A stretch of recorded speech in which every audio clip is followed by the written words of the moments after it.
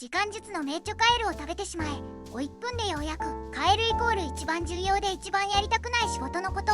朝一番でそのカエルを食べるイコール片付ける。後回しにすると一日中プレッシャーが続く。先に終わらせれば心も軽くなり集中力も上がる。やるべきことを3つに分ける。A 最も重要、自分の成果に直結。 B や重要、やらなくても大きな影響なし。 C 緊急だけど重要でない、できればやらない。 A ランクであるカエルから先にやる。完璧を目指さずまず始める。重要なことを毎日少しずつ続ける人が成果を出す。今日からできること、朝一で今日のカエルを決めてやる。いいね保存で先延ばしをやめよう。